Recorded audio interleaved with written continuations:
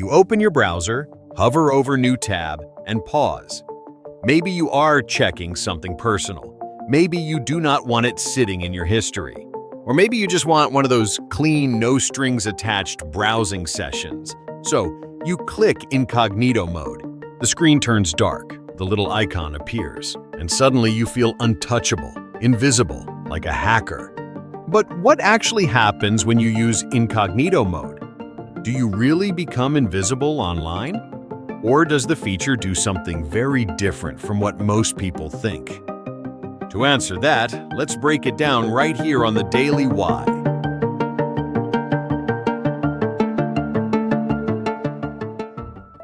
When you open an incognito window, your browser usually says something like this. Chrome won't save your browsing history, won't save cookies and site data, and won't save information entered in form. So what does Incognito Mode actually do? Exactly.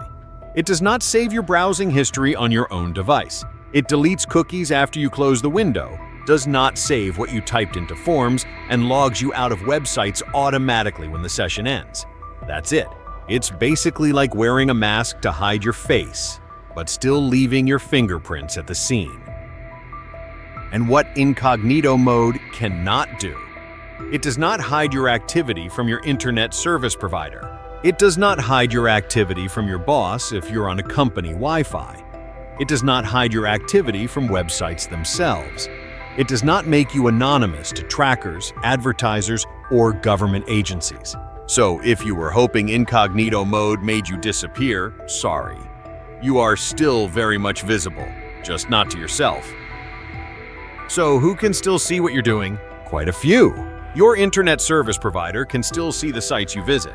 Incognito just means they're watching you in dark mode. Your school or workplace can still monitor your traffic if you're using their network, including those weird searches you'd rather no one saw. The websites themselves can still see your IP address and collect device information, which means they may still recognize you even if you are not logged in. So why do so many people think Incognito Mode is private? Maybe the name itself makes it feel private.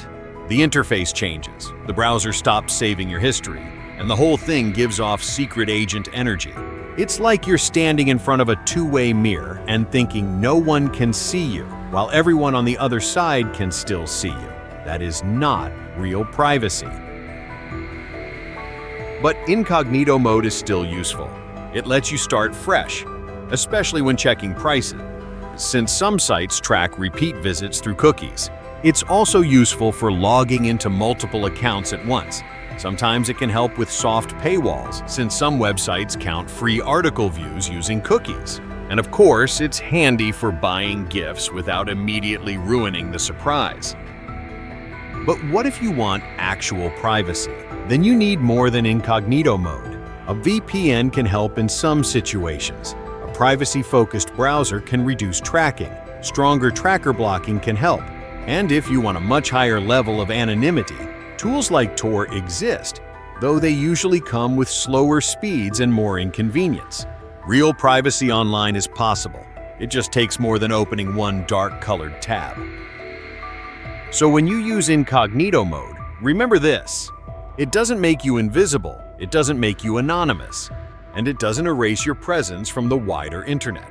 It just stops your own browser from keeping the usual record on your device after the session ends. In other words, Incognito Mode was never really broken. The misunderstanding comes from us. If this surprised you, give this video a like, share it with someone who still thinks Incognito Mode makes them invisible, and subscribe to Tenken for more simple questions with surprisingly interesting answers.